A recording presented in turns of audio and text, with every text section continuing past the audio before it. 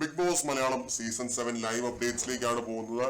Ticket to finale ടാസ്കുകളിലെ മൂന്നാമത്തെ task തുലാഭാരം എന്ന് പറയുന്ന ഒരു ടാസ്ക് ആയിരുന്നു. ഒരു ബാലൻസ് ചെയ്തിട്ടുള്ള ഒരു സംഭവം കൊടുക്കും, അത് വെച്ച് ബാലൻസ് ചെയ്ത് ബോൾ എത്തിക്കണം എന്നുള്ളതാണ് ടാസ്ക്. താഴെ വീണ് കഴിഞ്ഞാൽ അത് എടുത്തു കൊടുക്കാൻ സഹായമുണ്ട്.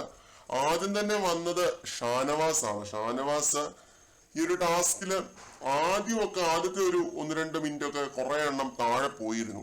എന്നിട്ട് പിന്നെ എല്ലാം നെവിൻ കറക്റ്റ് സമയത്ത് എടുത്തു കൊടുത്ത് ഷാനവാസ് നല്ല രീതിയിൽ തന്നെ ഈ ഒരു ടാസ്ക് പൂർത്തിയാക്കി കേട്ടോ. ആദ്യം ആ ഒരു നടുക്കത്തെ ആ ഏരിയയിൽ എത്തിച്ചിട്ട് പിന്നെ ബാക്കി 2 ഏരിയയിലും എത്തിച്ച് ആ രീതിയിലായിരുന്നു ഷാനവാസ് ഇങ്ങനെ എടുത്ത് അതിങ്ങനെ അങ്ങോട്ടും ഇങ്ങോട്ടും മാറ്റുന്നുണ്ടായിരുന്നു പെട്ടെന്ന്. അതുകൊണ്ട് മാത്രമാണ് ഷാനവാസ് ഇച്ചിരിയെങ്കിലും ഒരു വൈകിയതായിട്ട് എനിക്ക് ഫീൽ ചെയ്തത്.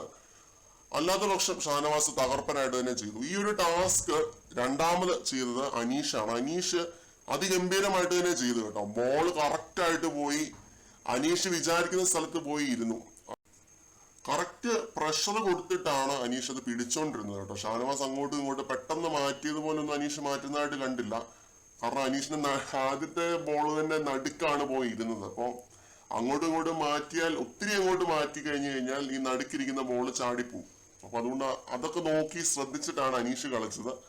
നല്ല ഗെയിമായിട്ട് ഫീൽ ചെയ്തു കേട്ടോ. Good game. അതിഗംഭീരമായിട്ട് തന്നെ അനീഷ് ചെയ്തു. ആ ലെവല് പ്രകടനമായിരുന്നു. അതിഗംഭീരം എന്ന് നിസ്സംശയം പറയാനായിട്ട് പറ്റും.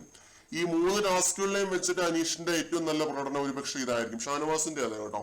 ഇവർക്ക് 2 പേർക്ക് മുമ്പുള്ള 2 ടാസ്കുകൾ അത്ര അങ്ങ് നന്നായിട്ട് പെർഫോം ചെയ്യാൻ പറ്റിയിരുന്നില്ല. ഈ ഒരു ടാസ്ക് എന്തായാലും 2 പേരും അതിഗംഭീരമായിട്ട് തന്നെ പെർഫോം ചെയ്തു എന്നാണ് പറയേണ്ടത്. ഒരു രക്ഷയില്ലായിരുന്നു. 2 പേരും എനിക്ക് തോന്നുന്നു ഈ ഒരു ടാസ്ക് ജയിക്കുമോ ഇല്ലയോ ഒന്നും എനിക്കറിയില്ല. 4-5 പോയിന്റോ എങ്കിലും കിട്ടിയാൽ മതിയായിരുന്നു. കാരണം ഒരുപാട് ബാക്കിലാണ്, ബഹുദൂരം പിന്നിലാണ് അനീഷൊക്കെ.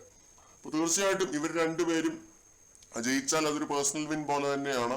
നോക്കാം എന്താവും എന്നുള്ളത്. കൂടുതൽ അപ്ഡേറ്റ്സുമായിട്ട് വീണ്ടും കാണാം.